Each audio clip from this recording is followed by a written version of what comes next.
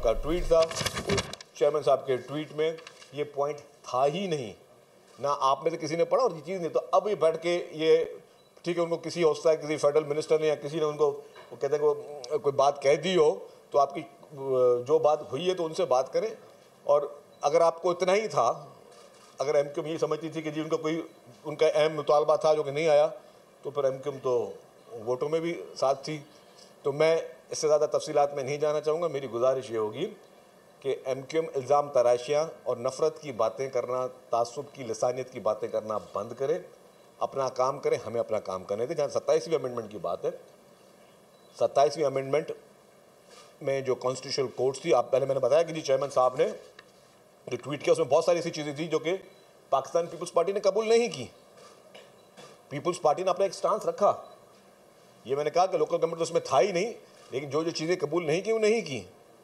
Peoples party की CEC की meeting हुई, चेयरमैन बिलावल भुट्टो ज़रदारी साहब ने सीईसी की मीटिंग में जो बातें रखी हैं उसमें जो कि चार्टर ऑफ डेमोक्रेसी में शहीद मोहतरमा बेनज़ीर भुट्टो साहिबा ने एक कॉन्स्टिट्यूशनल कोर्ट का जो एक उन्होंने एक कॉन्सेप्ट दिया था, जिसको अकेली पीपल्स पार्टी ने नहीं दिया था, उसको पीएमएलएन की क़यादत मियां नवाज शरीफ साहब और हमारी पीपल्स पार्टी लीडरशिप ने मिलकर जो चार्टर ऑफ डेमोक्रेसी साइन की थी, उसमें कॉन्स्टिट्यूशनल कोर्ट्स का जिक्र था।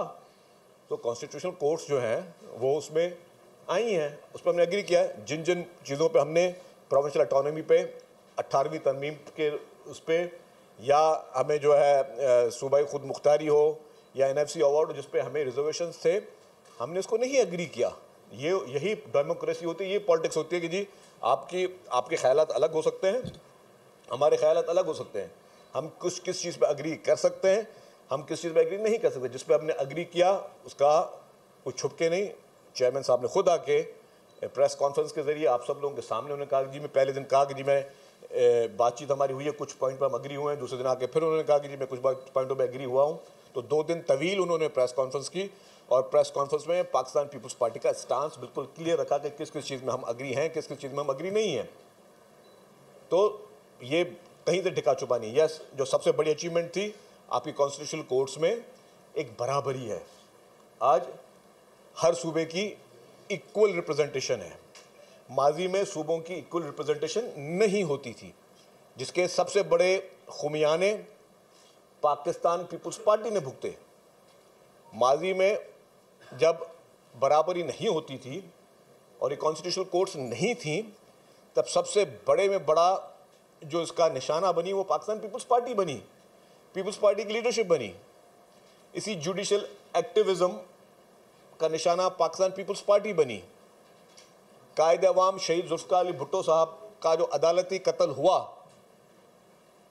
जिसमें इस मुल्क के कौमी हीरो को, इस मुल्क के सबसे बड़े में बड़े लीडर को, जिसका विजन आज दिन तक इस तरह का विजन किसी और लीडर में नहीं था, जिसने पाकिस्तान को एटमी ताकत दिया, जो आज दुनिया का कोई भी मुल्क मैली आंख से हमारे वतन की तरफ देख नहीं सकता, उसको जिस तरीके से इसी जुडिशल एक्टिविज्म या आमराना साजिश में अगर जुडिशरी उसका पार्ट बनी या उसकी सहूलतकार बनी, तो उस वक्त अदालतों में बराबरी नहीं थी।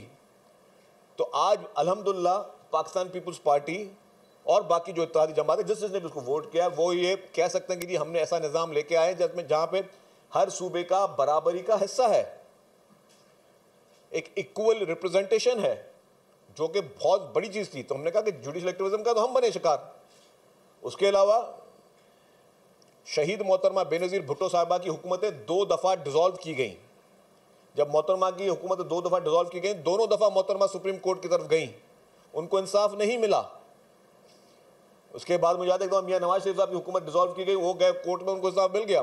तो जब मोहतरमा बेनज़ीर भुट्टो शहीद साहिबा दुबई से पाकिस्तान आ रही थी, तो एक दिन पहले का उनकी आप प्रेस कॉन्फ्रेंस सुन लें।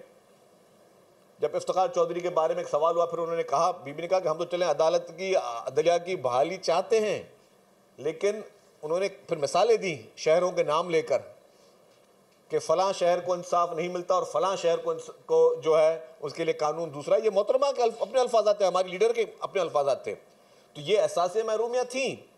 और मैं आज भी बताऊं कि अदालत की और आज़ाद अदलिया की सबसे बड़ी जामिन, सबसे बड़ी मुहाफिज वो पाकिस्तान पीपल्स पार्टी है। इसके बावजूद कि पीपल्स पार्टी से सबसे ज़्यादा जो है जुल्म सहा है। प्रेसिडेंट आसिफ अली जरदारी साहब बगैर किसी कॉन्विक्शन के 11 साल जेल में रहे। 11 साल कोई छोटी बात नहीं होती। बगैर कॉन्विक्शन के अगर वो 11 साल जेल में रहे तो वो उसी अदालतों से उनको इंसाफ नहीं मिल रहा था तभी रहे वो जेल में। तो इससे बड़ा शिकार और कौन सी पार्टी रही होगी। उसके बाद फिर मैं समझता हूं कि चंद लोगों ने जुडिशरी का काबिल हमें बहुत ज़्यादा एहतराम है। आज मैं पर्सनली कहूँगा, मुझे ज़ाती तौर पे बात बताऊँ, मुझे अफसोस हुआ कि जस्टिस अतहर मुनल्ला साहब का और जस्टिस मंसूर शाह साहब का इस्तीफ़ा आया। मैं ज़ाती तौर पे जस्टिस अतहर मुनल्ला साहब का और उनका मैं बहुत ज़्यादा मैं कहूँगा कि बहुत अच्छे जजेस में मैं उनका शुमार था। मैं पर्सनली तौर पर उनका बहुत ज़्यादा उनका एहतराम करता हूँ। लेकिन हमारे अदालतों ने, हमारे इस मुल्क ने इफ्तिखार चौधरी जैसे जजेस भी देखे हैं जिसने जुडिशरी को बदनाम करने में किसी किस्म की कोई कसर नहीं छोड़ी, जिनको कानून को वो एक मजाक समझते थे। हमारी जुडिशरी ने साकिब निसार जैसे शख्स भी देखे हैं जिनको कानून का पता होने के बावजूद, क्योंकि कुछ जजेस सबके लिए काफ़ी एहतराम है, कुछ जज साहबान को मैं समझता हूँ कानून ज़्यादा पता हुआ, किनको कम पता था। साकिब निसार साहब वो थे जिनको कानून सबसे ज़्यादा पता था। एक कॉम्पिटेंट जज थे, मैं आपको बता दूँ।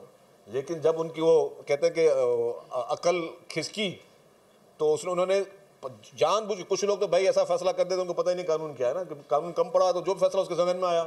साकिब निसार साहब वो जज थे जिनको कानून का पता होने के बावजूद उनको पता होता था कि मैं गलत कर रहा हूँ। वो एक जुडिशल कू था साकिब निसार का, जुडिशल कू की सरबराही साकिब निसार कर रहे थे। और जिस तरीके से कानून की फिर धज्जियाँ उड़ाई हैं, कभी डैम फंड के नाम पर, तो तुम्हारा काम था डैम फंड बनाने का। तुम्हारे पास जो हज़ारों की तादाद में मुकदमे आपके पास अदालतों में मौजूद थे, आपका काम है कि उनको निपटाओ कि आप कोर्ट जा रहे हो, कचहरियाँ जा रहे हो, जेलें जा रहे हो, हॉस्पिटल्स जा रहे हो, पूरी दुनिया के दौरे कर रहे हो, अपने खुद दामादों के चक्कर में आप जो है फार्मास्यूटिकल कंपनियों को बैन कर रहे हो। आपने की वजह से पंजाब की एक बहुत बड़ी हॉस्पिटल लाइफ टाइम के लिए बंद हो गई।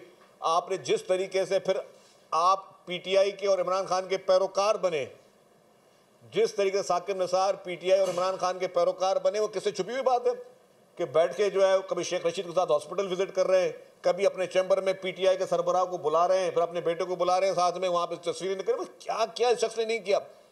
मतलब ये जुडिशरी में कहते हैं miss use of authority. Very unfortunately मैं कहूँगा कि इनको हमने इनके टेन्योर के बाद जो प्रोसिक्यूट करना था फेडरल गवर्नमेंट को, वो काम था इनको मिसकॉन्डक्ट के इनके ऊपर जुडिशल कमीशन पे केसेस मुकदमे चलने चाहिए थे, ताकि आइंदा कोई भी शख्स वो काम ना करे जिससे जो है जो आइन और कानून से बालातर हो। आइन एक मुकद्दस किताब है, आइन एक हमारी नज़र में बहुत ही इंपॉर्टेंट किताब है। आइन पाकिस्तान के तहत हमने तमाम चीज़ों को लेकर चलना है। लेकिन अनफॉर्चुनेटली आपने देखा कि साकिब निसार साहब आए, फिर उसके बाद वो एक बंदियाल साहब आ गए जिन्होंने कह दिया जी गुड टू सी यू। अब कौन से अक्यूज को कोर्ट में देखे कहा जाता है कि जी गुड टू सी यू। यहाँ हमने बंदियाल साहब वाले इंसाफ भी देखे। फिर जो पीटीआई के दौर में इलीगल तरीके से गैर आइनी, गैर कानूनी तौर पे जो असेंबलियाँ डिसॉल्व की गई, आज दिन तक किसी हुकूमत ने कोई उस पर किसी आर्टिकल का सोचा है? कहीं पे बहस हुआ है? कोई रिसेंटली कोई सीरियस डिबेट हुई है कि यार एक शख्स वोट ऑफ नो कॉन्फिडेंस आ जाए और वो झूठे साइफर का बहाना करके असेंबली को डिसॉल्व कर दे? चलो असेंबली तो बहाल हो गई, लेकिन क्या वो काम आईनी था? क्या वो काम आईनी था या नहीं था? अगर नहीं था तो वो आइन तोड़ा गया। अगर आइन तोड़ा गया तो उसके लिए कानून, पाकिस्तान के कानून में क्या सजा है, हम उसके पीछे तो हम गए नहीं है।